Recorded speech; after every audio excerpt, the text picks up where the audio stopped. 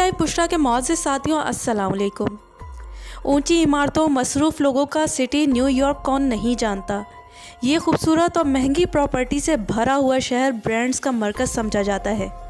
लेकिन जो बात आपको बताने वाली हूँ वो ये कि इस शहर से थोड़े फासले पे एक ऐसा जजीरा मौजूद है जो कि बहुत खामोश और पुरस्कार है। असल में इस जजीरे में 10 लाख लोग दफन हैं और यहाँ हर किसी को जाने की इजाज़त भी नहीं है।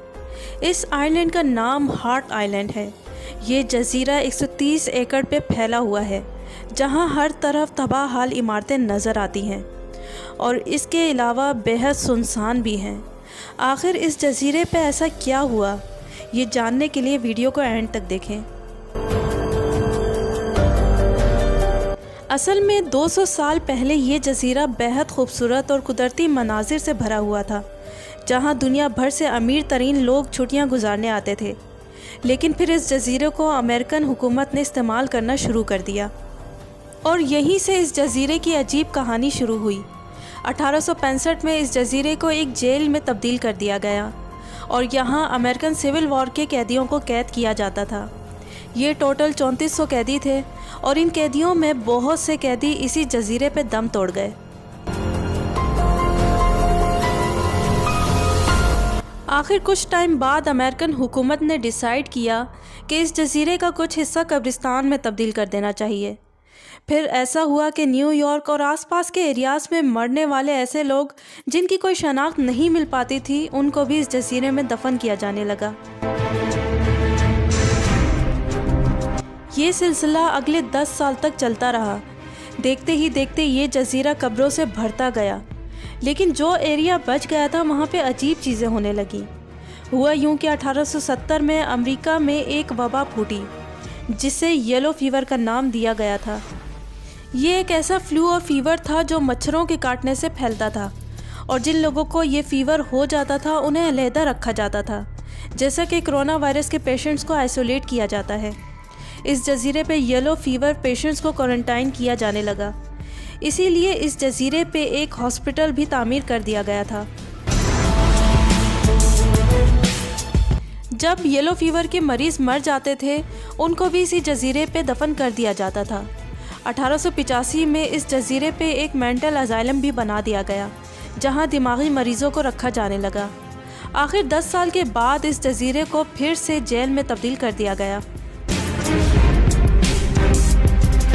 ये एक ऐसी जेल थी जहां कैदियों के साथ जानवरों से भी बदतर सलूक किया जाता था।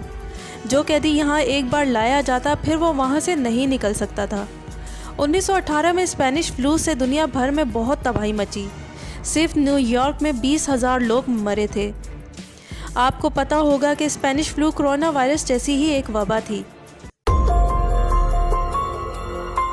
इतनी सारी लाशों को दफनाने के लिए हार्ट आइलैंड एक आइडियल जगह थी, तभी कई हज़ार लोगों को यहाँ दफना दिया गया।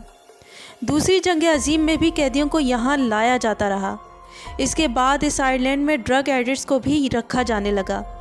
ये जजीरा कभी जेल बनता रहा और कभी मेंटल अजाइलम।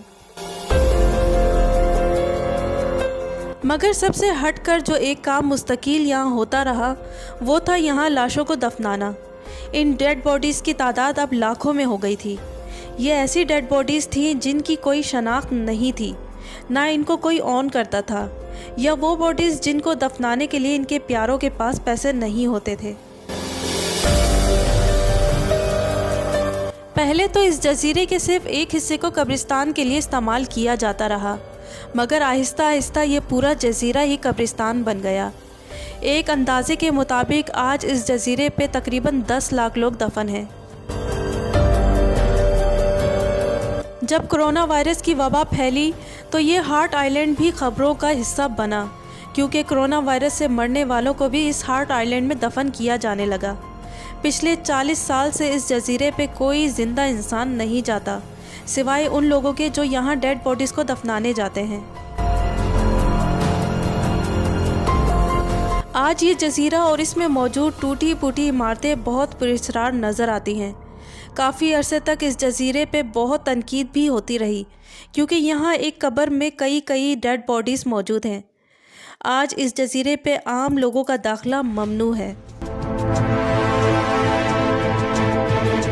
यहाँ तक कि जो लोग यहाँ दफन हैं उनके रिश्तेदारों को भी यहाँ जाने की इजाज़त नहीं मिलती। Heart island island of the dead के नाम से भी मशहूर हो गया है। कई सालों से ये जजीरा ना सिर्फ डेड बॉडीज़ बल्कि बहुत से पुरस्कार एक्टिविटीज़ का गवाह भी है। उम्मीद करती हूँ आज की वीडियो से आपको कुछ नया जानने को मिला होगा।